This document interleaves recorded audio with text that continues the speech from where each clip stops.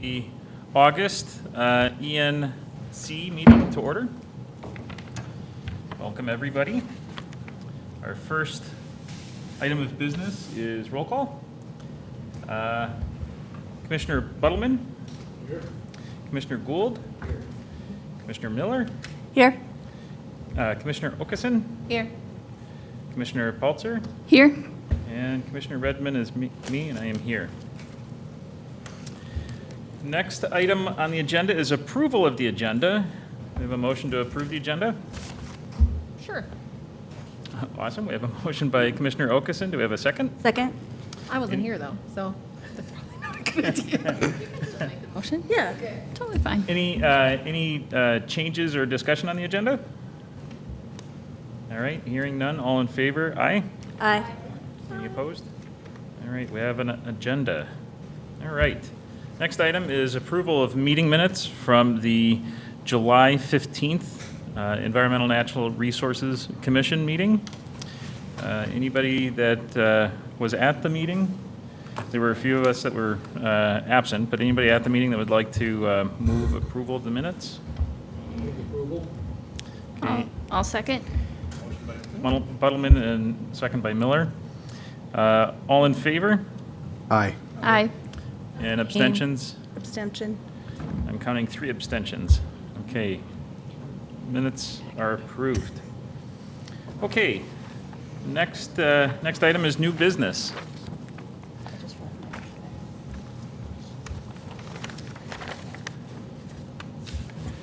Sean, do you want me to go ahead and talk about Tom, or do you have a little intro you'd like to? Thank you, Mr. Chair. Sorry, I was asleep at the wheel here. It is late, and it's It is. Monday. So, new business, yes. Our first item is resolution of appreciation for Tom Sin. So Tom was an environmental commissioner for, 4 years and 10 months. Tom had served, and he resigned on June 31st of 2019. When citizen members end their time of service on a board commission, the city considers adoption of a resolution of appreciation recognizing the individual for their time committed to serving Maplewood. So tonight, you have before you a resolution of appreciation for Tom Sin, recognizing his service, served faithfully in his capacities from September 22nd, 2014 to July 31st of 2019. So we are looking for a motion to approve the resolution of appreciation. I make a motion to approve the resolution of appreciation for Thompson. Second. Awesome. Any conversation on that? Any? I guess maybe I just would comment that it was a pleasure to serve with Tom. He had sort of the good eagle eye for when we were reading through ordinances and things like that to kind of pick out the details that maybe some of us missed. So definitely made a valuable contribution to the commission. We're going to miss him. I agree. His background and experience was a wonderful and unique fit to everybody else's. Yeah. So, Yep. yeah, For sure. That'll be missed for sure. Okay. All in favor of the resolution for appreciation for Commissioner Tom Sin? Aye. Aye. Any opposed? Okay. Motion passes. Thank you. Thank you, Mr. Chair. I'll announce the other item, the next one, and then turn it to you. So the next item is climate adaptation planning process. Maplewood and 3 other cities were awarded funding through the Minnesota Pollution Control Agency to create a climate adaptation plan. The city's sustainability chapter of the 2040 Comprehensive Plan includes actions that deal with the effect of climate change, including adopting a climate adaptation plan. The MPCA Climate Adaptation Plan grant will help the city implement the energy actions as outlined in that comprehensive plan. So tonight, we'll be discussing the climate adaptation planning process, and at the end of our discussion, we are also looking for a motion to appoint 1 Environmental and Natural Resources Commissioner to serve on the Climate Adaptation Steering Committee. So with that, I'm going to turn it over to Chair Redmond, who is assisting the city on this grant process, and he will give a short presentation. Quick question, Sean, Who are the other two cities? Do you know? There's actually 4 cities all told. Okay.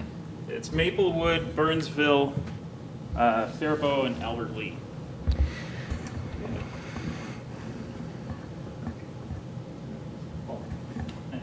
Also, And I believe the chair, Ted Redmond, is going to be doing the major presentation? Yeah. Sean just said that. Okay. Great. So first, I'm just going to review a little bit of background. Starting 3 years. It was 3 years ago. It was 2.5 years ago. Early 2017, Pale Blue Dot did a pro bono climate vulnerability assessment for the city of Maplewood. So I'm going to go through that a little bit, sort of the findings, just to remind ourselves what that had in it, or for those that didn't see it at the time. And then talk a little bit about the grant and what we'll be doing, and maybe a couple asks for the commission to help out with. Okay, so first, vulnerable populations review. As I said, it was done in 2017. To start off with, there's 2 types of climate planning. The first type is mitigation.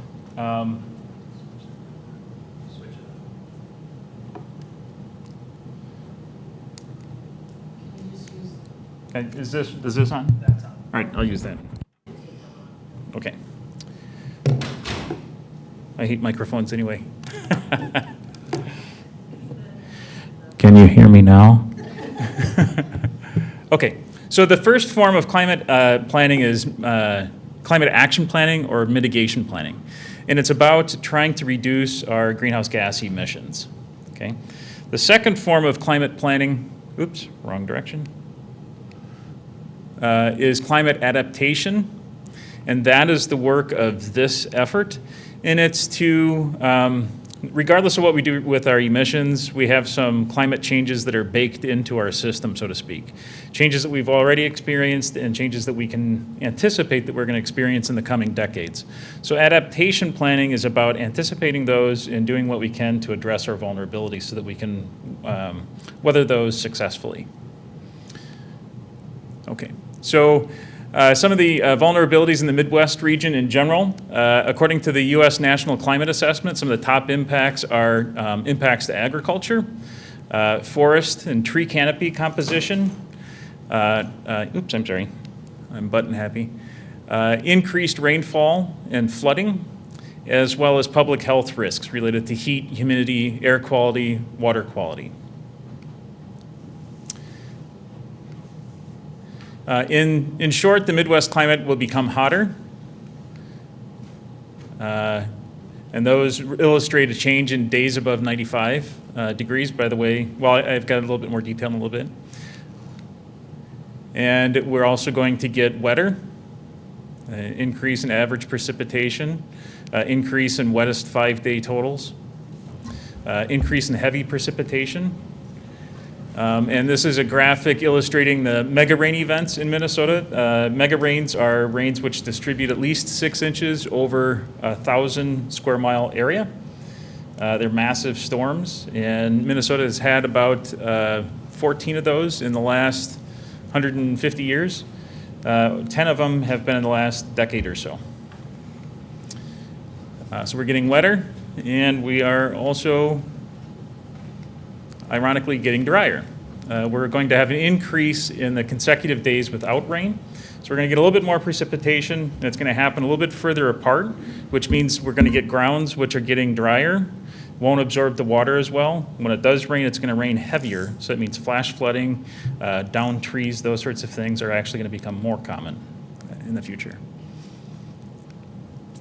Okay, Minnesota has already experienced more precipitation. Those little charts illustrate the changes from the late 1800s up to this past decade. And you can see the blue means more water, and it's creeping up. We've also already experienced the change in our USDA zones. About 15, 20 years ago, this area was pretty solidly a 4. Now we're pretty solidly a 5. That will continue. We have already experienced forest impacts. That graphic illustrates the centroid of maple trees in the state. And the centroid, so if you gather all the maple trees together into their center, that is moving northward. Okay. Which actually will impact, for instance, maple harvesting. We have a couple maples in our yard, and I keep on trying to harvest some, and I can't because the weather doesn't cooperate. It goes from too cold to too hot all of a sudden. Okay?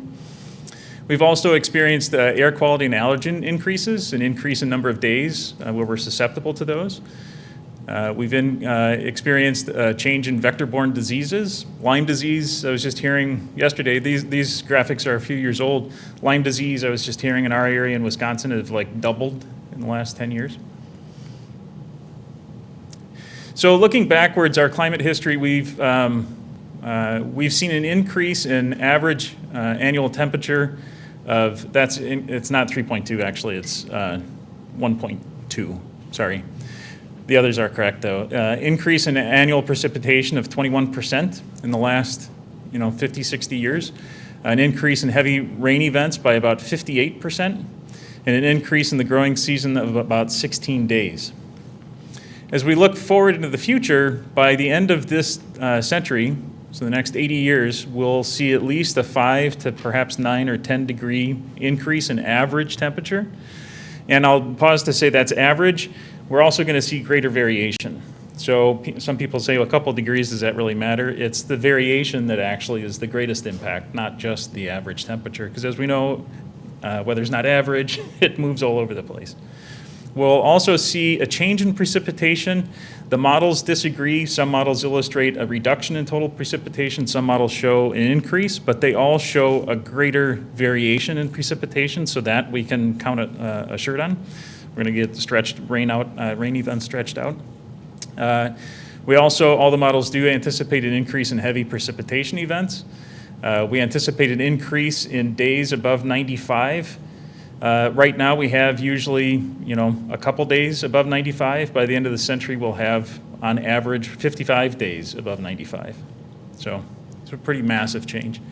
A decrease in days below 32 of 45, so 45 days fewer.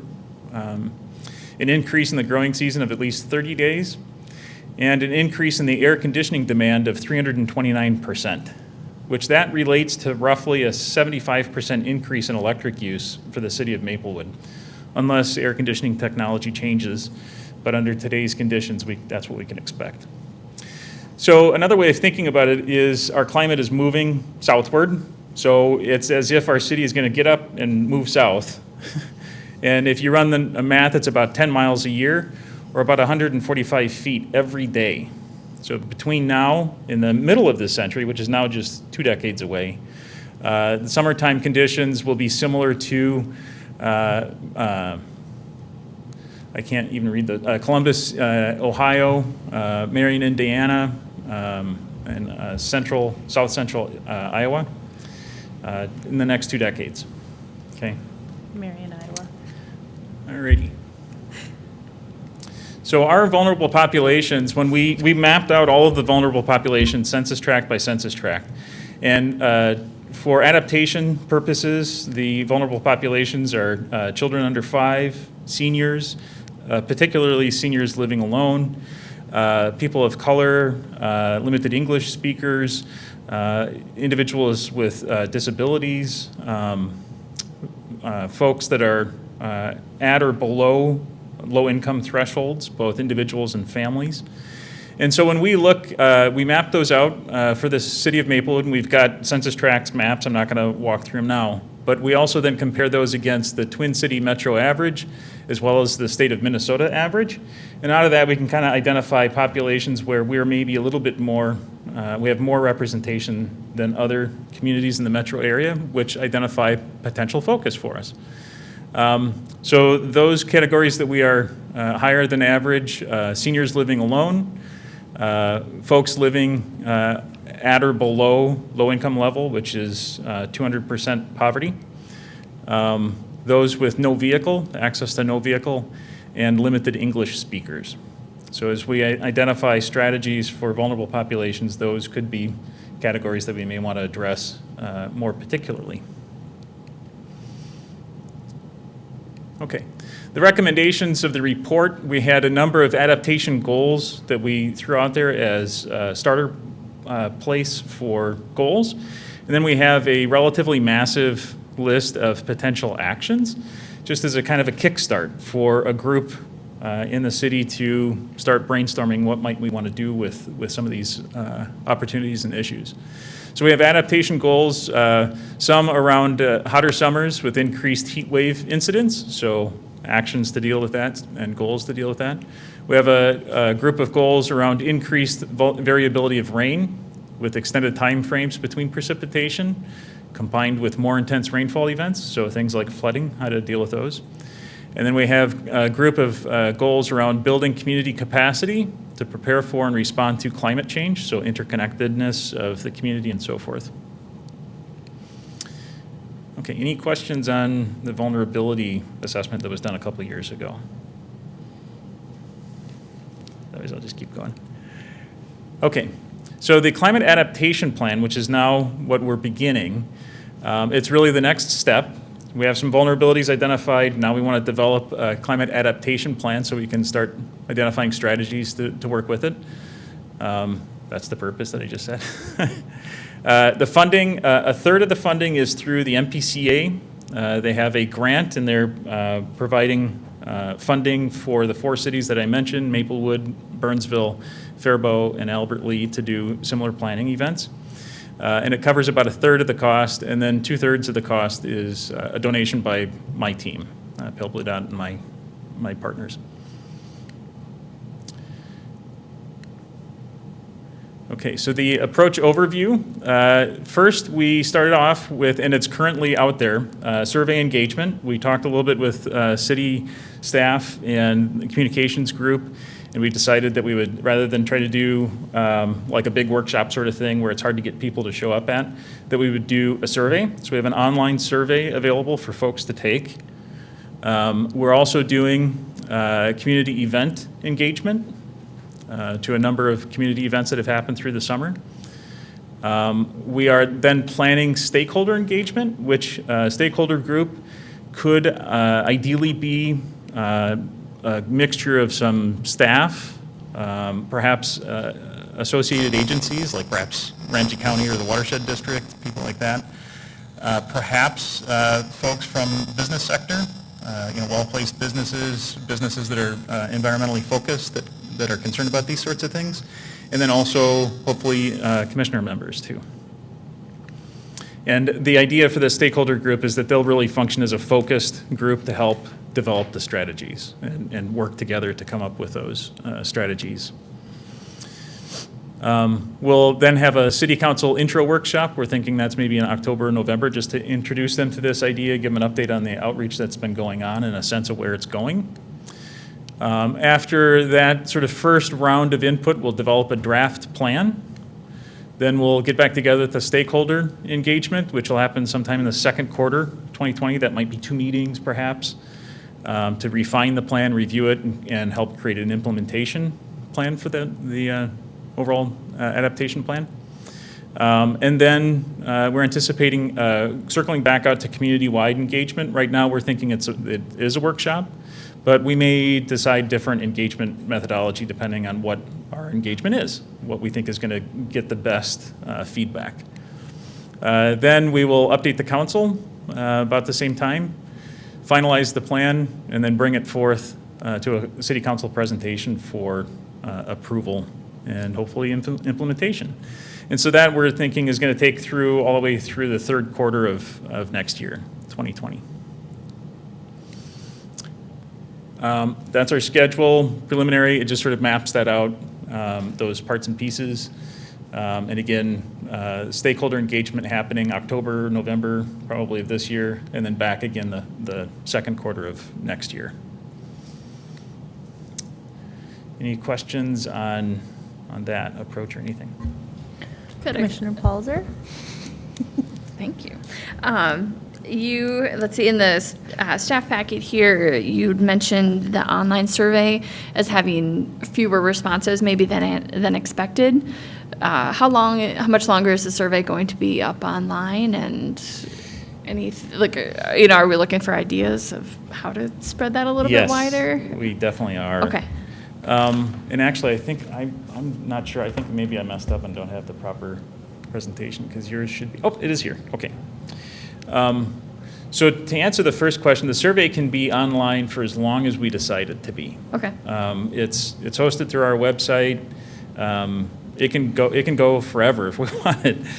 Ideally, I think it would be nice to have this survey come to an end point about the time that we're developing the draft plan. Okay. And then create perhaps a second survey that says, hey, here's a plan. What do you think about this part? What do you think about that part? You know? Me. Is there an opportunity to have it be paper as well? Because I have a lot of people in my neighborhood, some older alone families that don't have internet, and I know that they have some things to say. Just, is that a possibility as well? It is a possibility. We have taken some in paper. I will say that I have some hesitation to collecting too much paper because we still want to get it in electronically, so then somebody has to enter it, right? Sure. But we have taken some paper, and I think we can certainly do that, especially if there's a compelling reason, like, well, these individuals don't have access or cannot use electronics for whatever reason. Right. I think we can do that. That'd be great. What are the questions on the survey? Do you have a summary of those? Not a full list of Yeah. them, but just curious what questions are on there. And you can definitely see for yourself by taking the survey. I'm gonna ask everybody to please take the survey.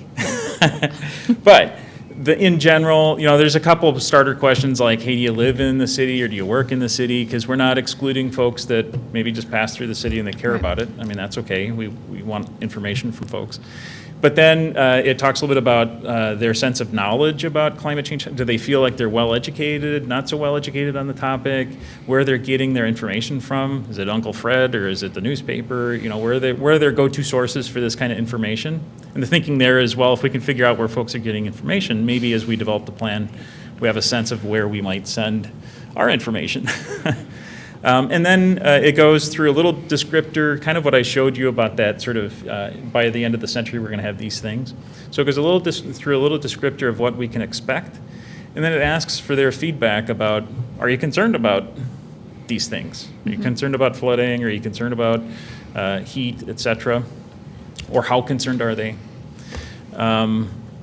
And then it offers up opportunities for folks to provide comments about, hey, do you know of any group that you think might be a great partner in solving these problems? Do you know any groups of people in our community that you think might be particularly vulnerable? Are there any ideas that you have about how we might want to solve some of these challenges? That sort of thing. So it's very open-ended. Yeah, and there's not an age limit to it, like kids could take it, like it doesn't have to be 18 or older. Yeah. Thinking of, we sometimes, for our commission, have engagement from high school government classes and things like that with schools starting up. Maybe those are people that we could reach out to get that generation's opinions kind of recorded on that would be kind of neat. Yeah, I think that'd be awesome.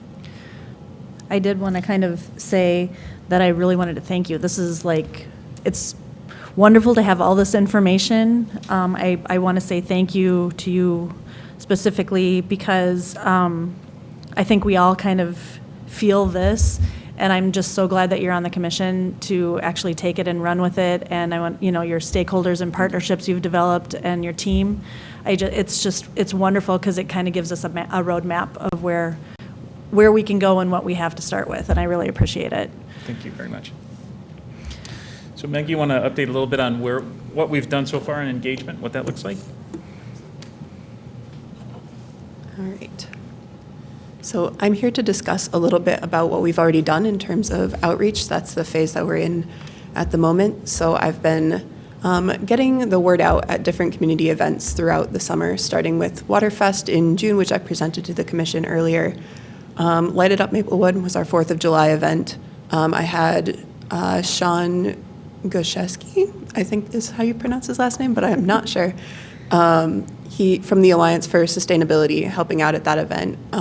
We've mostly been doing kind of the same approach as we did at Waterfest with our dot matrix voting on different impact categories that residents are concerned about. We've been handing out survey cards trying to get people to take the survey. At the 4th of July event, we also had some stuff that Sean brought with us. He had a whiteboard there where he was asking for people's areas of concern that maybe weren't listed on the dot matrix and what ideas they had about addressing that.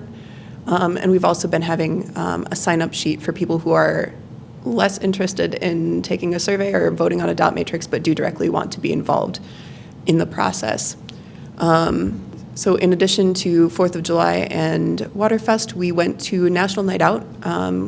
Joe Gould helped me out with the Salvation Army Party. We also had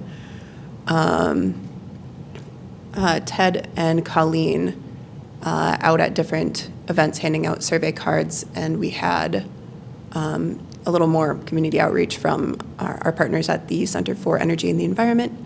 And then we've also been doing outreach directly to some more vulnerable populations that were identified in the vulnerabilities report at some multifamily housing. The police have been doing outreach there, just trying to get them more familiar with kind of community programs and who the police are, who their officers are, and we've been tagging along with that, doing the same outreach. We've done 3 events so far, and we have 1 more coming up. And then finally, we have the Eco Experience. We'll be talking about this climate adaptation plan. It'll be a little bit different outreach because we'll also be covering our 2 previous energy programs with that. But we should be able to talk to some residents and some non-residents about what we're doing in terms of climate adaptation. And for results of this outreach, we've had a lot of people take the dot matrix. So we've gotten over 100 people at all of our events so far. A lot of them were at Waterfest, but we've had some with our more recent events as well. We've had 13 online survey responses to date since Ted has updated that number. And from our multifamily housing outreach, we also have 15 paper survey responses that have not been entered in yet. And we've had 4 people sign up directly for updates and a few additional people who have left phone numbers to be informed about climate adaptation planning, although we haven't discussed how we want to deal with that. And I believe that concludes my section of it. I do have a Sorry. quick question. Is the survey only in English or is it in other languages? Yeah, it's in only English right now, although our last outreach was Mississippi apartments where there is, I think, a lot of Hmong there. And we realized that that was an issue, so we're working on potentially translating some of our materials so we can do better outreach in that way. Just a suggestion, we have cultural liaisons in the school systems that translate. Okay, That's one thing, otherwise the courts can do it for free too. all right, good resources, thank you. Any other questions? Oh, I do have another quick question. Is there a way to tell where the people who are taking surveys live, or is it just sort of anonymous? Okay. Okay, because I was just going to say, then we can kind of target places that aren't responding and maybe get a surveyor there or something. Yeah, if I was more sophisticated on technology, maybe we would have been able to do that, but I don't know how to do it in Google Forms. But we are at least sort of defining, do you live or work in the city, or, and we can track on a resource if somebody is neither a resident nor a worker, but I don't anticipate us kind of drilling into that. Okay. It's just mostly to understand kind of who folks, where they're coming from in general. Great, thank you. So I have an ask of the commission, a little bit of brainstorming maybe. The first is, as we noted, so the survey engagement is a little underwhelming. Right now, we've had it out for about 2 months, I think. And, so all told, with the paper and online, we've got maybe 30. It's better than 0. But in the same time frame, we've been doing Burnsville. Burnsville's got almost 200 right now. I would like to see Maplewood beat Burnsville. Totally, this Love needs to be a Burnsville. competition. They're a nice town, right? Nothing wrong with them. It totally needs to be a competition, I'm just saying. Yeah, I'd love to see, but, and our intention is it's twofold. If we can get folks to take the survey, if they cared enough to fill out the survey, maybe they'll care enough to give some feedback in the future too, after we have the plan. We're not going to spam them with a whole bunch of emails, but once we have a plan, here's a group of people that had some initial thoughts. Maybe they can then carry through and give us some good feedback, right? So it's helping us to develop a network of folks that we can ask for greater feedback later. I actually And- have the season sitting at home. Is it in that at all? sorry? The net, or the, okay, No, it's not. okay. But- Just another thought. Yeah, so I think maybe, what can we do? What ideas do we have together? What can we do to get it out there? If you know folks, if you're connected with groups, or large organizations, allied agencies here that cross boundaries with Maplewood, where you might be willing to help promote the survey, get it out there via an email. We've got a little business card we can print off more of, any ideas that you might have to help us get the word out and promote folks getting responses. And then the second ask is the stakeholder engagement. As I said, it's kind of, it'd be a group of maybe 15 folks, something like that is what we're trying to get to. And it's maybe 2 to 4 meetings. And the intent is to have folks of a broad enough background that we've got different viewpoints, but who can then go through, we have a database, we call it our Action Finder. It's a database of about, I don't know, it's like 6,000 strategies that we've kind of culled together. So it's a great place to just start, and it's a great sort of searching tool. So what we anticipate is working with that group to first understand the issues, and then here's a huge database of strategies you can kind of play with, see if anything sparks ideas in your mind, and then have that group help us start to refine what do we want to focus on for Maplewood, what would make sense for Maplewood for action strategies. So it's not too onerous, I don't think, but it's a few meetings. And in the packet, there's a spreadsheet that is just a place to start on potential ideas towards stakeholder groups.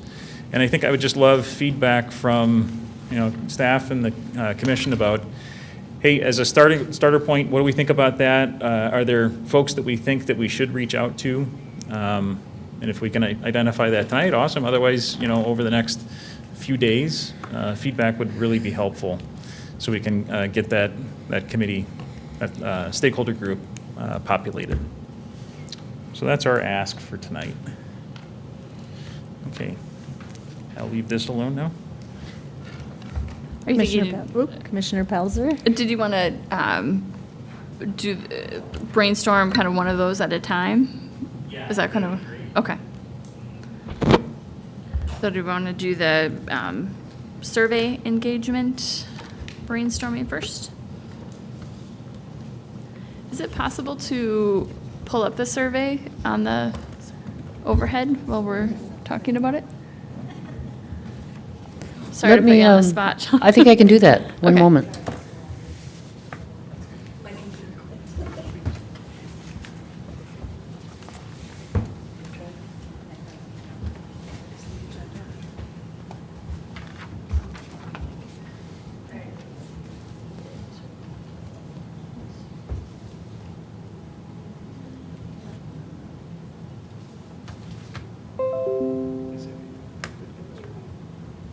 Yeah, she was thinking that you could. Let me know when you're ready and I'll. Perhaps while we're waiting to see the survey in real time, I can share a little bit with you what Burnsville's done. Those guys that we're just going to crush, right? We're just going to just flood them. But so Burnsville's done a few things. They've put little cards at all of their service desks, in City Hall and their maintenance facility and so forth, where folks show up, right? Just little cards that say, hey, take the survey. They are also offering cash gifts. We do have one $50 gift that the city has offered through September 1st, I think, if anybody takes it. We could either change the date, but Burnsville's got, like $300 or so and little gift cards that they're giving out as to thank you and to help create a little competition. Yeah. I don't know if that's making much of a difference or not, and they've issued a couple email blasts I'm on their environmental sustainability email list, and I've seen 2 or 3 email blasts that they've just put out to the community through that. And I know that it's gone out in their newsletter, and they've also sent 2 emails to all of their staff in the city. and asked for input from staff members. That's what I recall they've done in terms of promotion. I don't know if they've promoted, if they have any community partners that have helped promoting it, though, like corporations that are happy to help out, or school district, or anybody like that. I don't think they've used those avenues yet. So we should do all those things too then. I think that would be good. And have we reached out to 3M? I mean, they employ tons of people. No, I don't know that we have. Do you Can know? we? Is that a thing that we could do? I mean, they are technically in Maplewood. But they Yeah. work in Maplewood.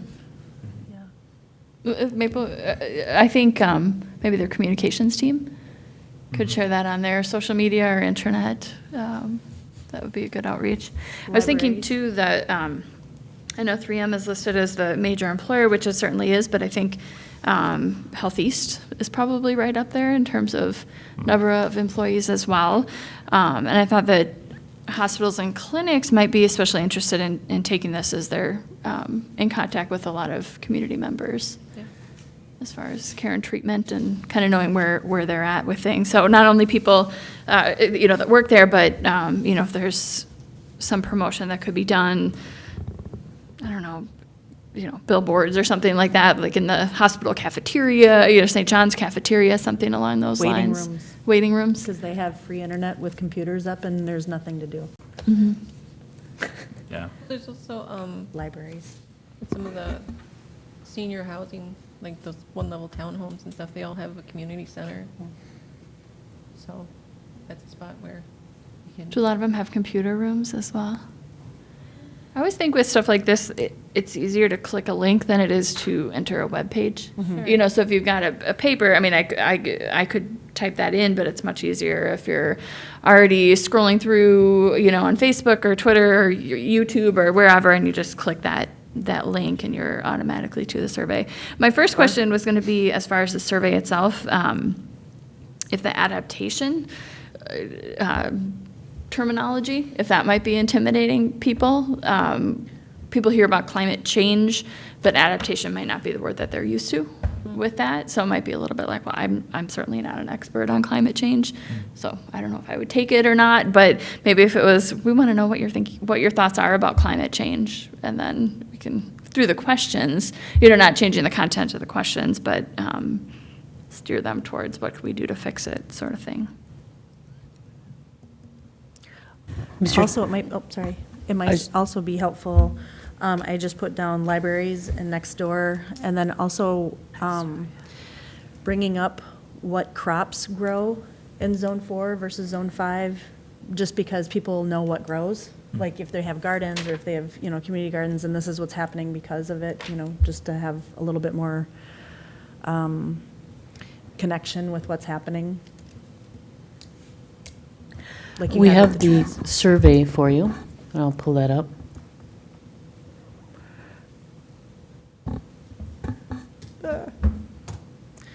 It's I like- blank. It's a lovely, oh, okay. No, wait. I like the scan code too, because that makes it easier. Yeah, we do have the QR code in the little postcard that can go out, which not everybody has a scanner, but I think most do. I think almost all smartphones anymore, it's just part of the camera. You don't have to have the separate Yeah. scanner, so just. Well, and if you had that at the libraries and the schools and the places of business, I mean, a lot of times they can just do it right there, Is it possible to get the computer image updated? We do have the survey on the computer. I think he's shaking his head no. No? Oh, okay. Huh. He may be coming to. Oh, here we There go. it is. Ta-da! It's sneaking in.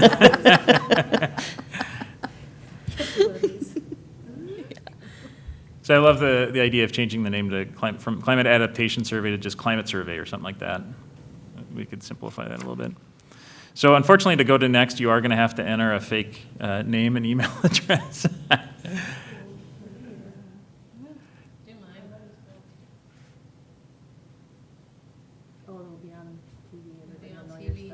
You can just do e@mail.com and that'll be fine. I'll find it and delete it later.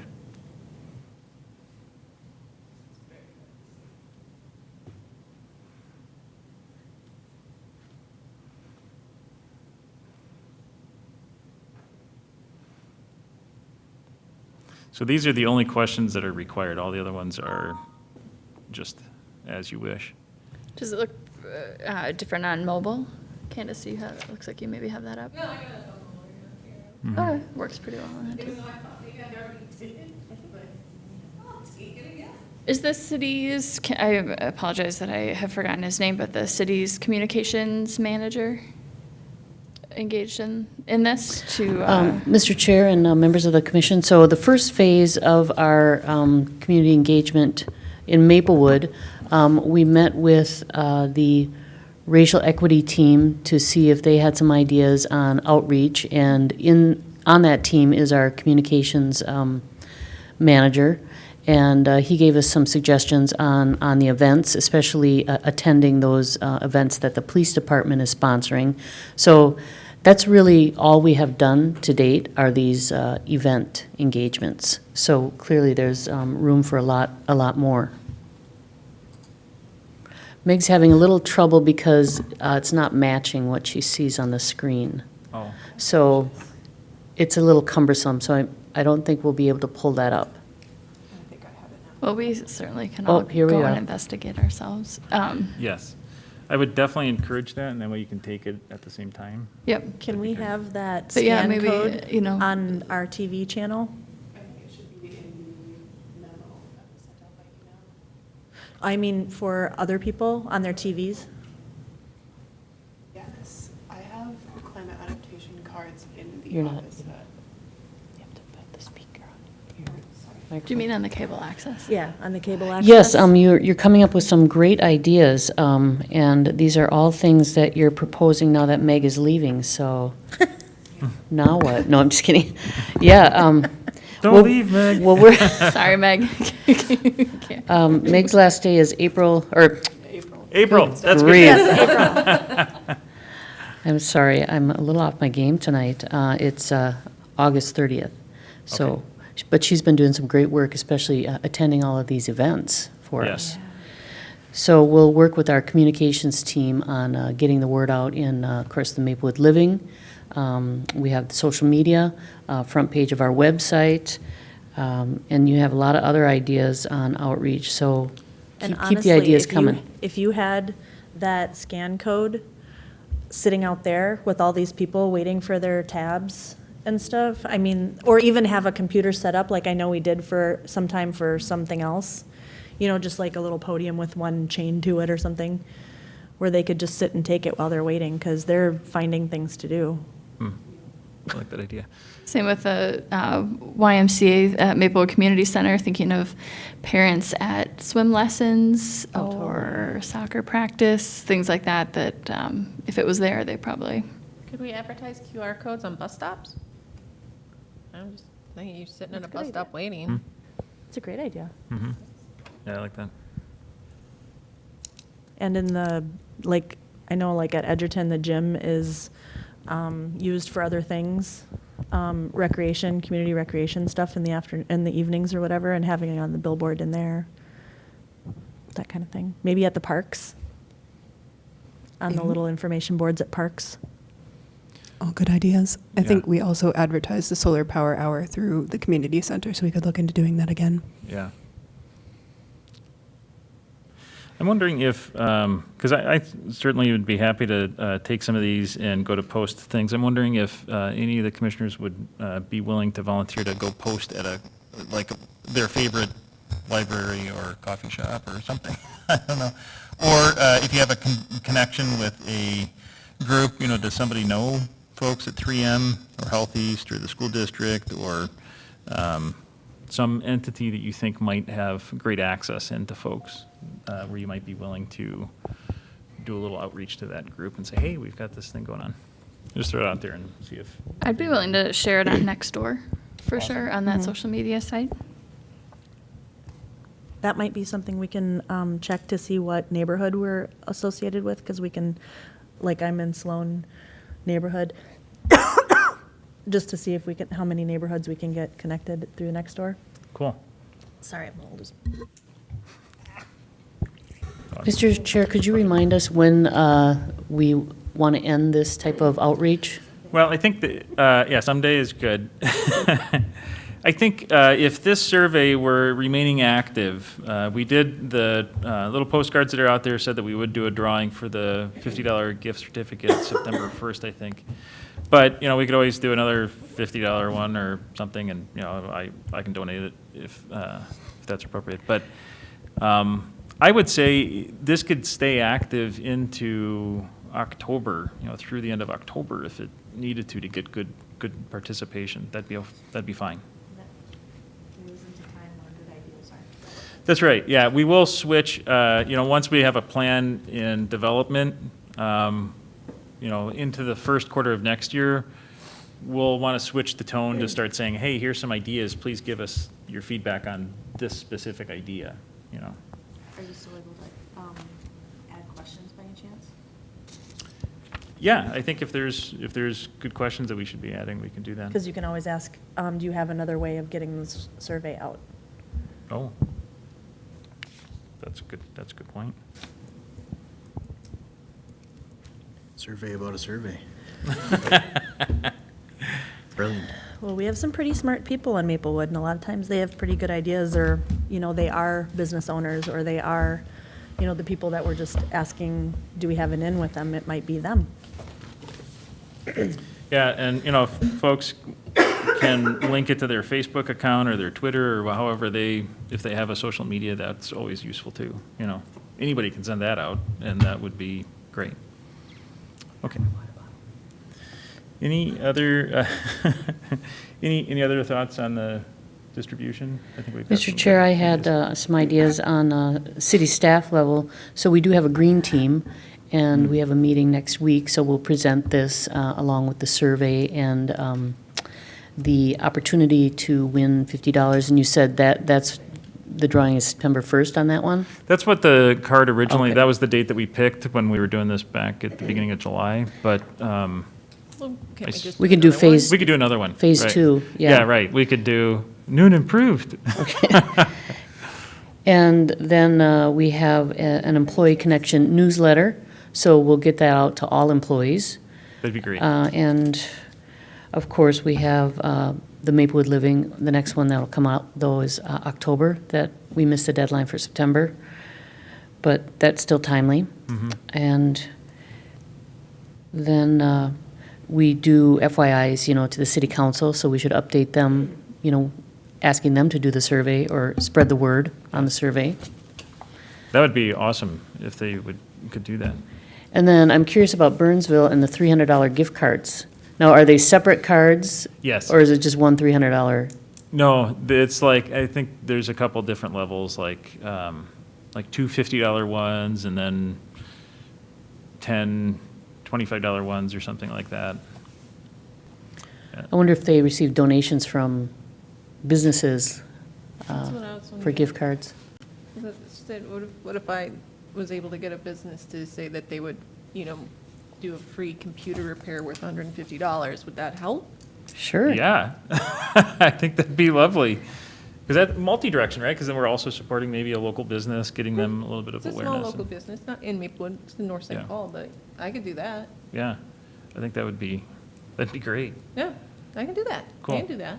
So I'd say any ideas like that, we could add to the second round, because we can take the little business card that we've got that says September 1st. After September 1st, we can just swap that out and change to a nice offering like that.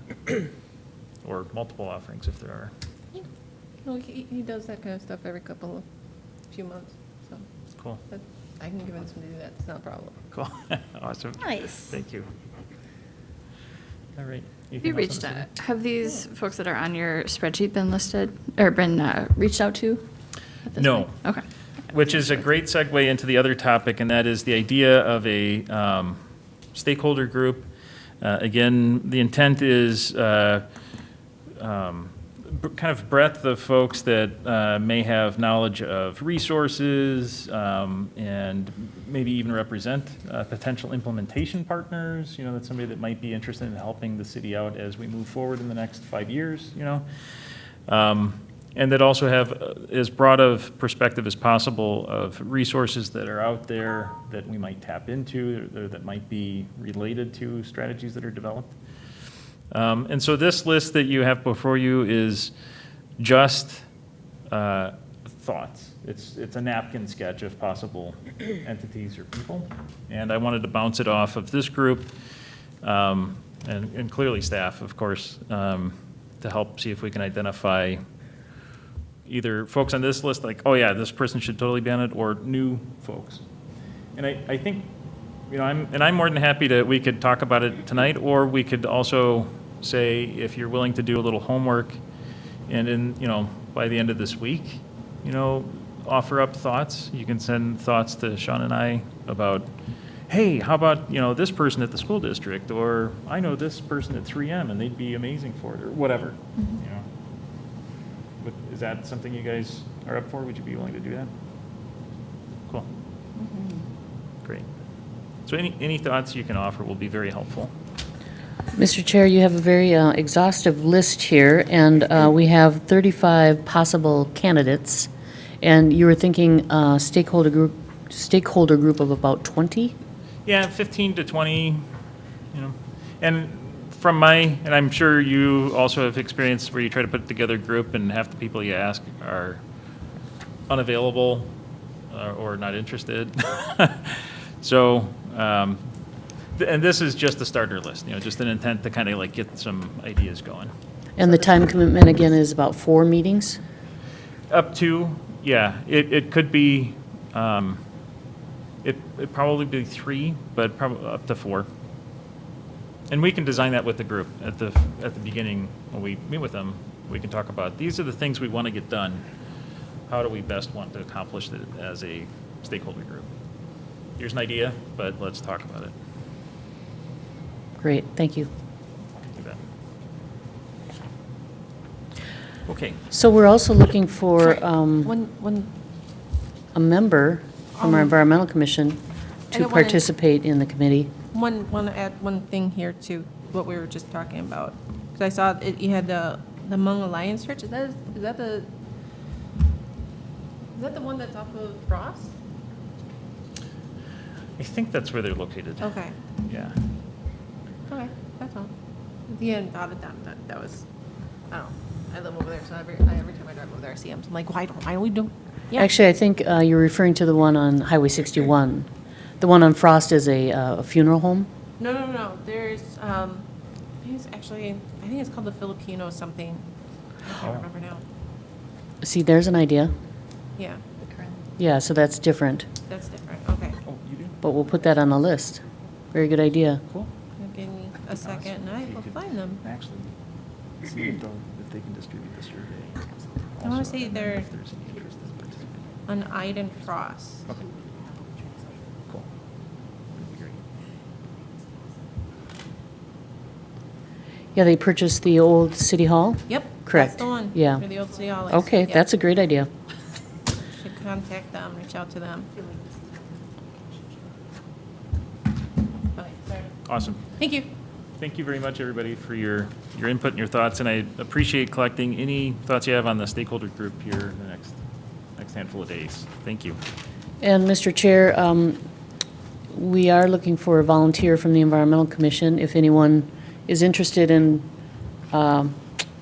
volunteering at this time, otherwise we'll check in via email. Yes. We have somebody raising, I don't know if we have others that are interested. Anybody that wants to raise their hand now, otherwise we can, okay. Even potentially. Okay, so we've got a couple potentials. So maybe what we do is we just say, send your interests in this week, and then we'll figure out how to maybe end up with more than one, too. The first one to submit a survey wins. Oh. The first one to get 200 surveys. Oh, there we go. Yeah, that's right. Okay. I'll send a follow-up email then. Thank you. Thank you very much for all of your time on this. I appreciate it. Yes, and thanks to Meg Hanish, our sustainability intern. Yes, who's going to be here until April? April, yes. 2020. Okay, next item is unfinished business, the community food assessment follow-up, the local foods guide. Got this in.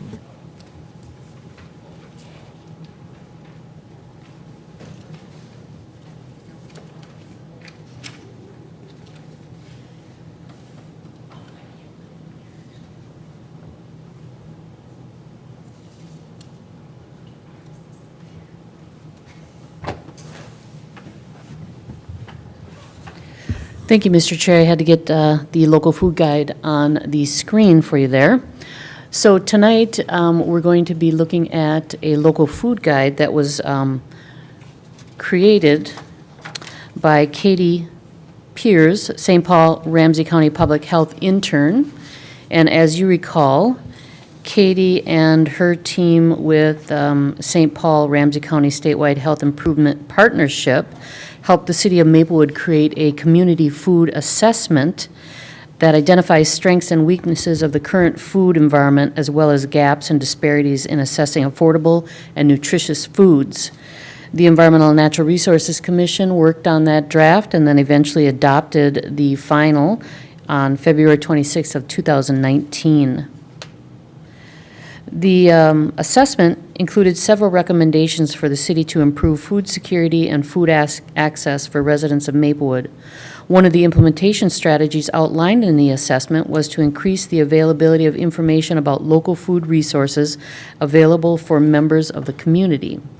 So on the screen here, you'll see the guide, a real simple, easy-to-read guide. Now, this guide, we were thinking, could be distributed to local food programs for use in recommending options for clients, as well as being placed in frequently visited public buildings. The city will also use the guide for education and outreach, including it on the city's website and in newsletters. So tonight, we had promised that we would bring this back to you. Katie, however, was not able to make it to this meeting, but she does. She did a great job for the city once again, so on the community food assessment, and then now following up on this guide. So any changes or comments that you have, we will bring that back to Katie, and they'll finalize that document, and we can go ahead and work on that outreach. So just looking for some discussion and comments on the guide. I'm just going to say the Go same ahead. thing. I think that is, it looks really, really good. I could not get our farmer's market over here open this year because of all the construction, so hopefully it'll be next year. But this is something that I really think would be useful to hand out to the schools, because we have such a need right now, especially because families have to individually qualify for free and reduced lunches, and a lot of families won't do that. So in my experience, a lot of kids are going hungry. So I think this might be something that we could hand out, go through the school districts, if you go through district centers, and get it approved to have it sent out in their folders, on it's usually Wednesday folders, would be a really big help. And churches. What?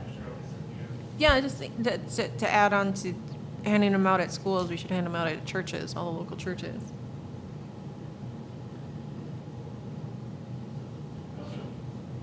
I wonder if, once this is a completed guide, can we, do we have translating services that we could access for this too? Because this definitely seems like something that'd be great to get translated into, perhaps Multiple 2 languages. primary languages. I would think Somali, Hmong, and Yeah. Spanish. Yeah. The answer is we're working on it. That was Awesome. suggested by Katie earlier on, and we'll be working to get that translated, since it seems like something that would be helpful in that area. Yeah, cool. That'd be great. At least a line that they can call, Yeah, something that helps to, like even a pre-recorded reading of it. yeah. I'm sorry, I said, sometimes if you're in the essence of time, if you have a number for each language on it and then have it pre-recorded by someone reading it, is a really good, helpful hint too.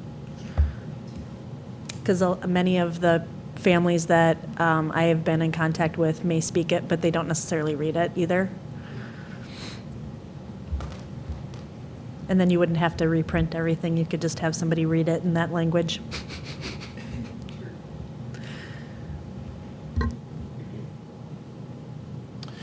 Well, I think this, to me, this seems like a nice document. We talked about when we last met with her, the idea of having an expansion addendum that would identify resources, not just in our community, but kind of those that might touch our borders, because clearly our residents don't stay just in Maplewood.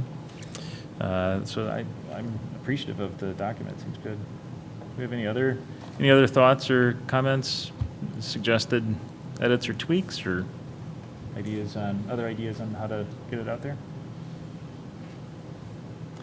We can send this out with a survey. Yeah.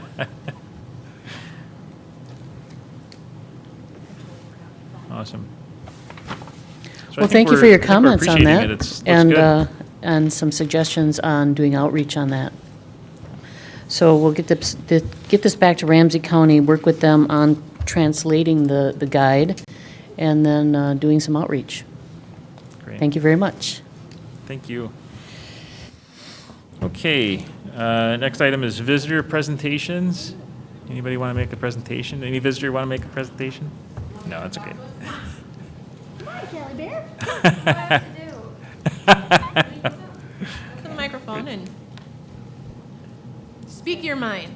Say, hi, my name is, Okay. and I go to school, and I am this many years old. Wait, my current school or my old school? This coming year, like in 3 weeks. Okay. Don't be afraid, the microphone's not gonna bite you. It might spit at you though, just so you know. Okay, my name is Callie, and I'm 12, and I go to Rams. Excellent. Yeah. Well, thank you very much for attending our meeting tonight. It's nice to have youth here. Makes us all younger. It's good. Yay. Thank you.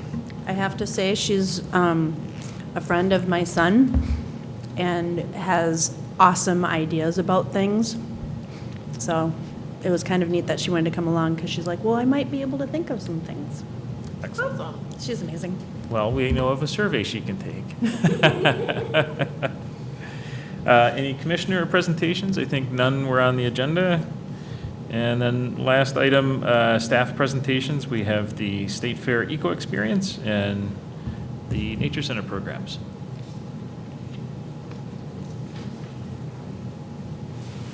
I'm sorry. Ooh, look at me using a phone. So for the eco experience, I've spoken to you all about it before. This is just a reminder that that will be happening next week. I think we have at least one volunteer from the commission who will be helping us out. So we hope to see you on our featured day. That would be Thursday, August 29th. We're open 9 a.m. to 9 p.m. You should find someone from the city there at any time. I believe we'll be running a trivia game, and we'll have some cool prizes to win. And you can learn about all of the other cities who are also doing clean energy work. So hopefully we'll go off without a hitch. Wait, Meg, are we- seriously, only one person's volunteer? Oh, no, we have a full roster of Oh, okay. volunteers, but at least one I was commissioner. completely terrified right there for a minute. I'm like, I'm not, No, I it's can't, all no, me. not alone. I believe we have 2 commissioners, don't we? Yeah, Yeah. I believe Commissioner Pulsar and Commissioner Okeson will both be there. And then Meg, are we still in need of one volunteer? We are still in need of one volunteer. We may have a city staff person who will take it, but at the moment, it's up for grabs. That's the 6 p.m. to 9 p.m. slot, so the closing shift. Okay. If you're interested, just shoot me an email, let me know, and I can get you on the agenda. I, for one, would love to. Unfortunately, I'm in Missouri doing a presentation. Otherwise, I love the State Fair, and it's fun to go do stuff there like that. Visit another day. We'll still have our posters up, so, Yeah, I'm definitely going to visit, though. yeah, excellent. Meg, can you tell them about all the fun, exciting things they'll get if they do volunteer? If you do volunteer, you get your admission paid to the state fair. So when you're not on your shift, you can feel free to roam around and experience all the wonderful things the state fair has to offer. You also get a volunteer polo shirt, and your parking or bus pass is also reimbursed by the city. Nice. Another question. Yes? Have the shirts already been ordered? Yes. All right. Did you have input for us? Well, it's just last year it was an awful tight fit. We made sure to get a variety of sizes, so hopefully we'll be able to accommodate your needs there. And it's a polo shirt this year, huh? Yep, it's a polo Wow, shirt. upgrade. Nice. Yeah, we're all Is going it, to look is great. it beige colored again? It is not. Sorry. It's the little Yes. things that make life worth living. Yes. I would like to volunteer for the 6 to 9 with an assistant if that's possible. Absolutely. We can definitely accommodate that. Be great to see you there. Nice. Any Excellent. further comments? Thank you very much for all of your work on it. Yes, Appreciate it. Thank you. Thank you. right. Maplewood Nature Center programs?